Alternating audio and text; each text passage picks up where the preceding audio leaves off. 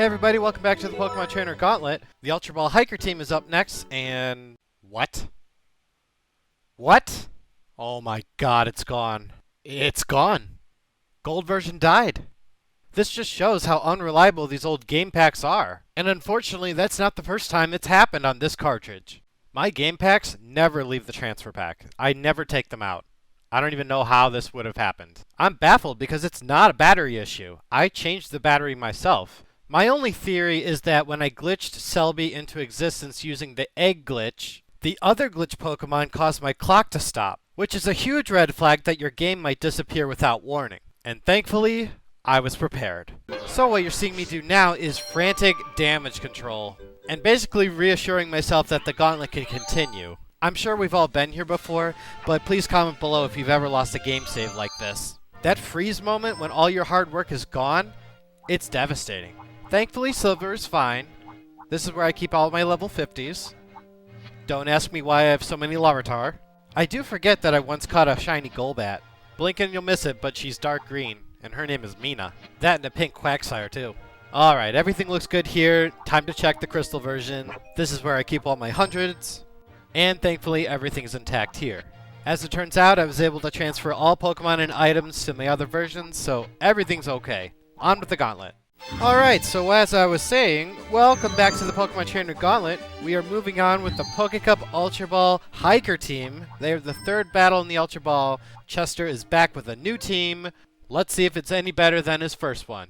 The Hiker Trainer class has an easy-to-follow theme. They train and battle with Pokemon they find in caves and or trees, which usually consists of the rock and ground types, along with the rarer steel type. This time around, Chester has swapped his Machop, Sudowoodo, and Rhyhorn for Ursaring, Omanite, and Forretress. As you can tell from their movesets, their main strategy was to use Defense Curl and Rollout. But that could be unreliable and slow, so let's briefly compare them with their updated counterparts and meet the team. Let me just say that none of the Pokemon on this team are going to use the Defense Curl Rollout strategy. So Terra, my Golem, is going to be doing what a Golem should be doing, attacking, using the occasional curse, and exploding when things look grim. And since he's miserably slow, he's going to have the focus band in order to survive the water and grass attacks that might be lunged against him, for 4 times damage! And if that luck doesn't favor him, he can always go out with a bang. On the bright side, Earthquake and Rock Slide on the same set are very powerful and effective against several different types. But really, Chester? Magnitude? Donphan might be a straight upgrade over Golem.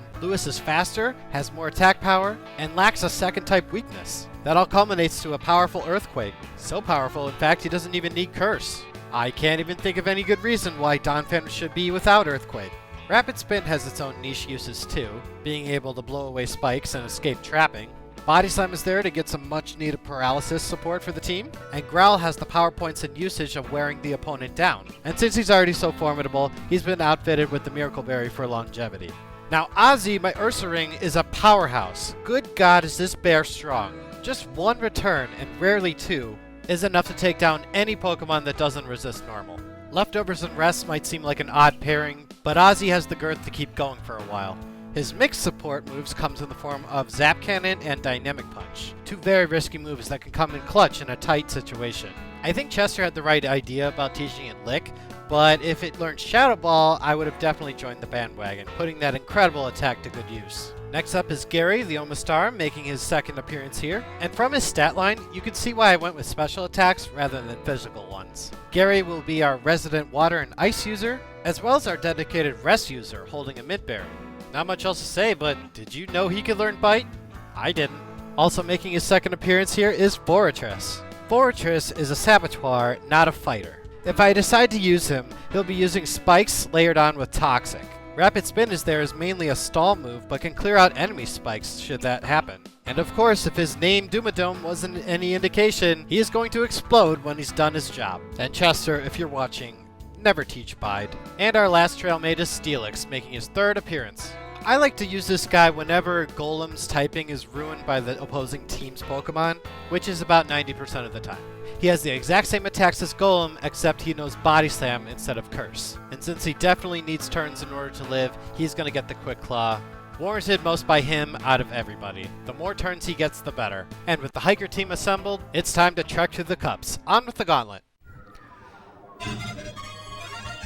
Alright, so a little disclaimer here about these first two battles. I've sped them up significantly because when we debut Ozzy, they're gonna go identically because his return is that powerful. It's just going to pummel any bug, any water Pokemon we come across because they're all under-evolved.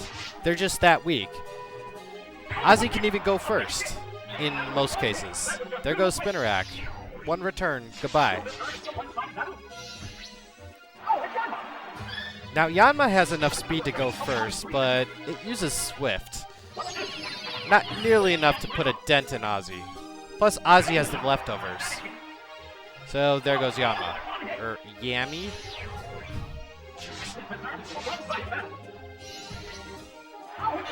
Last up is Venonat. Same story here. It just can't compete.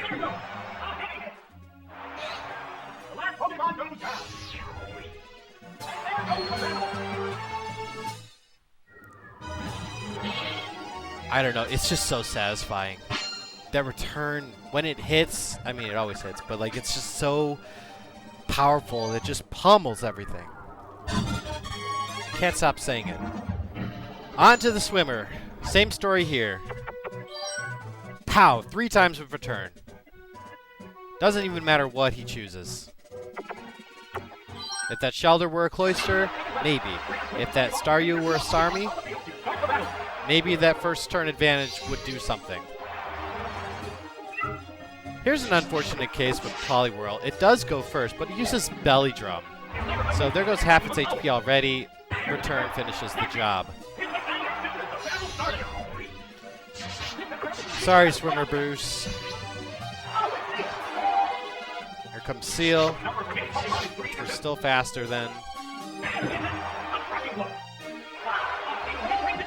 Done. And here's Goldeen. 6 for 6.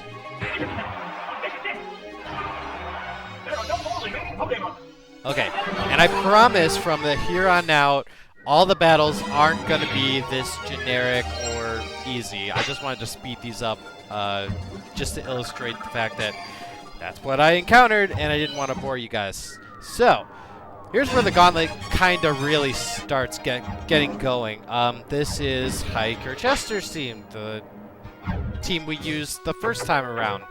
And, yeah, it's definitely in need of improvements. It needed some evolutions and upgrades. It did alright during its first run. But the Ultra Ball team is much better. Why? It includes Gary, the water type. Now, even if this Machop gets a cross chop in, which it won't, Gary could survive it. It's got great defense. Yeah, I took a risk teaching it Hydro Pump instead of Surf. Maybe I should honestly switch back. Because it'll hit every time. But if Gary's going to hit something, it's going to hit it hard.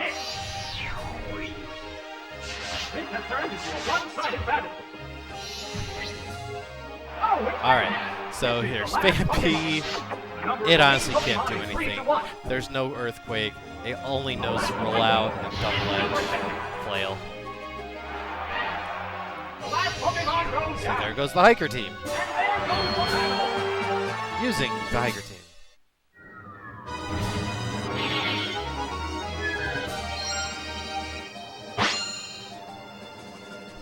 Tough break, big guy.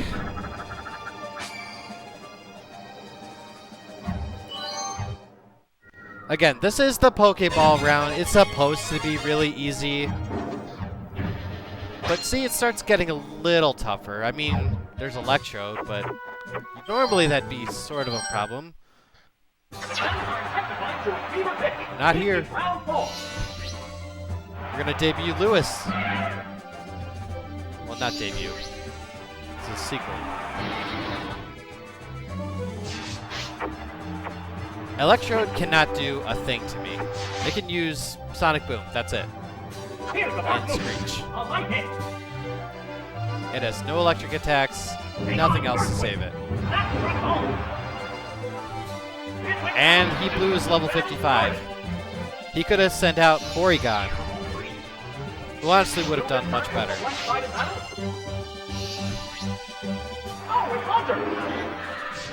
The only advantage Haunter has is that it'll go first, and 50 damage isn't exactly damaging. So, another one-hit knockout.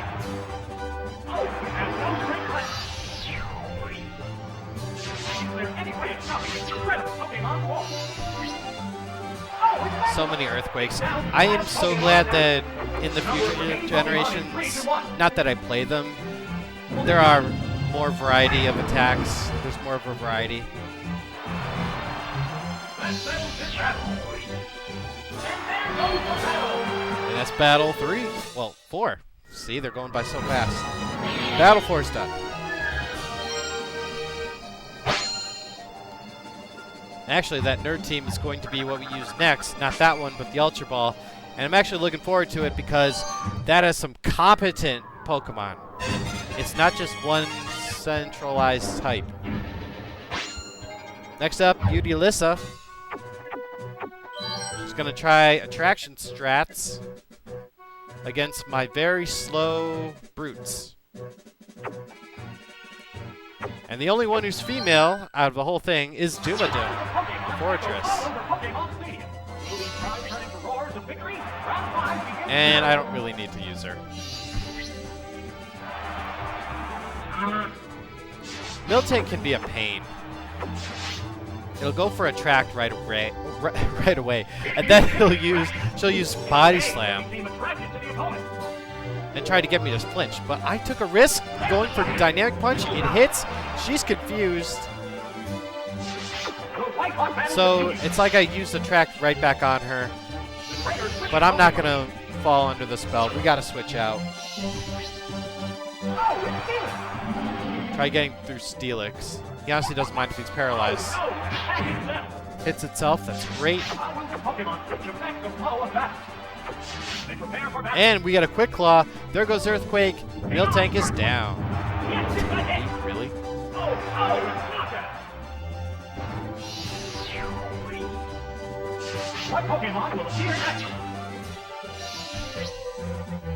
Okay, Skip Loom. Attract Swagger, Sludge Seed, and Mega Drain. It can't do much even if it can hit me. Hey, it became attracted to the opponent. It appears to be attracted to the other Pokemon. So we're attracted. I'm going to see what I can do. Hey, Quick Claw, that's cool. Rock Slide, hits. Yes. And it's going to take 2 turns. But he's flinched, so that's good. She has all females.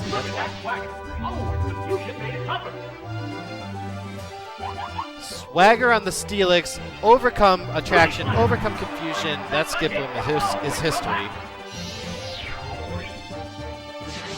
Let's see if she's saved. Nope, it's not a water type. It's not, it's a Snubble. We're just confused. One Earthquake and it's done. We're overcome it. And a critical hit. Wow. That Snubble is like quadruply dead.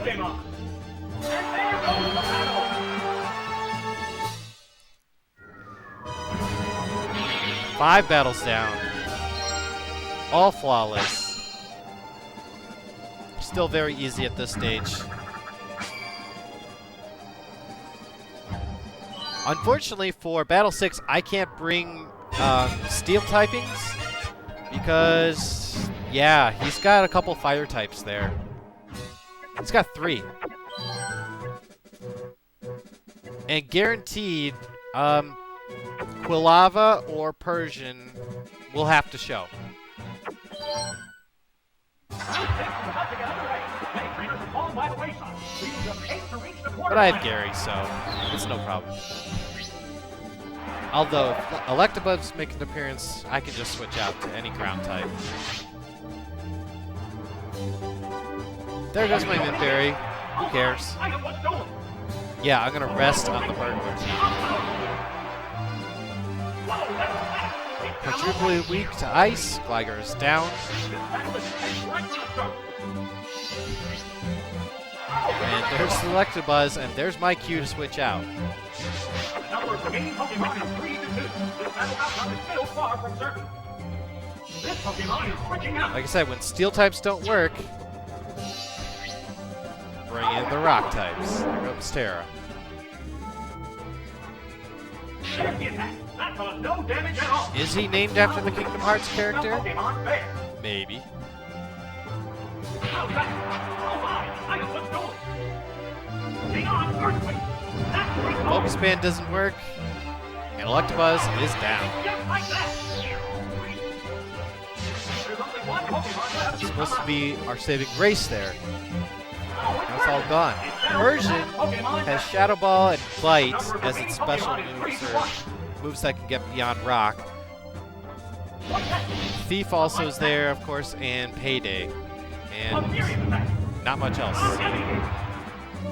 2 Earthquakes it's gonna be. That's fine. As long as we don't flinch. The hit lands right off. And we don't. Battle's over. Finishing blow. Out of there. There are no more remaining Pokemon. And there goes the battle. 6 battles down. This cup is almost over. We got 2 more battles left.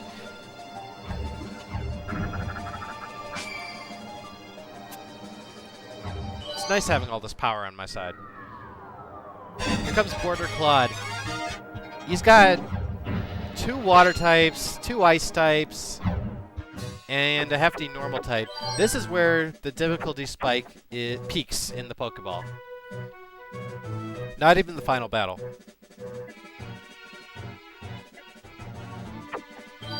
I gotta be careful here. In fact, this battle is tough on any cup.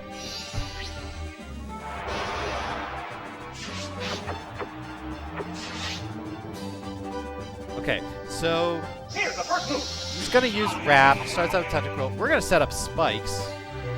And we can always just rapid spin out of it because Toxic won't work. We can survive a surf. Now, normally we'd do something cool like Explode. But how often am I actually going to use Rapid Spin?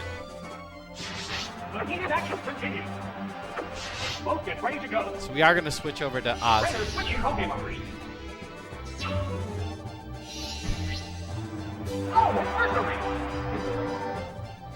He doesn't mind Rap. Okay. Really doesn't mind it. Doesn't mind it not hitting him. His special defense is kind of lacking. It's just very much in the middle. But hey, if that's a Surf, not bad. Wow. So much damage.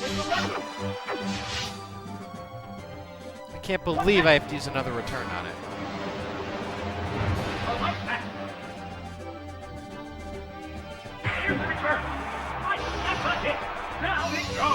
I couldn't wear down the Tentacruel in other ways anyway, because that had a Miracle Berry. Vaporeon has Mystic Water, and no move to go with it. Bite, Haze, Icy Wind, Shadow Ball. It has nothing. It really has nothing. You want to lower my speed? Fine. Who cares?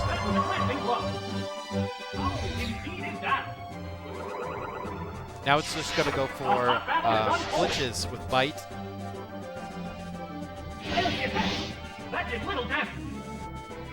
Which, no good. Didn't work. Alright, something cool. Let's see. It could be the Taurus. Or it could be Teddy Ursa. Well, this is ironic. He steps on the Steelix. Poor little guy. Gotta knock him out. Oh man. Poor little guy.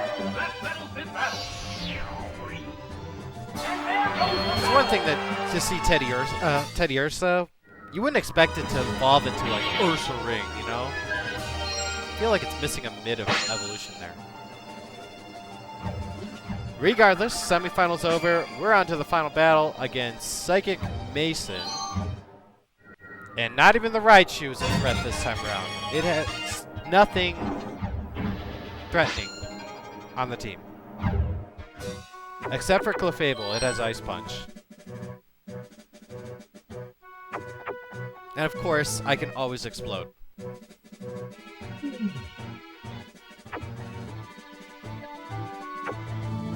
Just in case.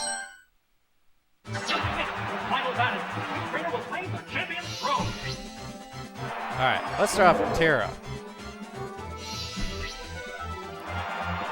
Okay, Natu isn't bad. He usually leads with Raichu, though. That's why I started with him. We have a Focus Band, so Confusion's gonna get through. It'd be so embarrassing.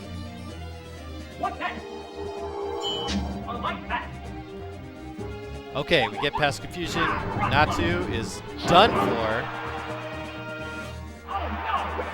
6 times the damage. Well, actually, it's 12.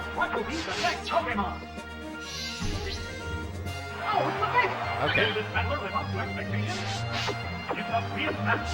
Clefable comes out. We're confused, and yeah, here comes Ice Punch. With a critical hit, we're done. Well, Terra's done. You get 2 more. What Pokemon will appear next? Oh, it's Earth Ring can end this. Pokemon remain on each side.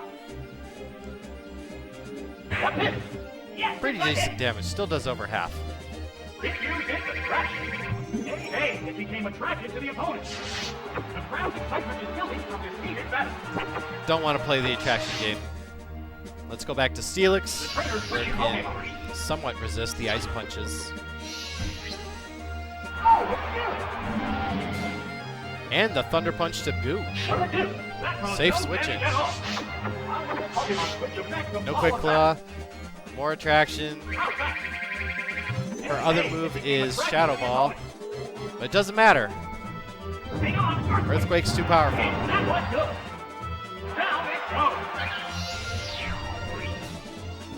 Just one Pokemon remains.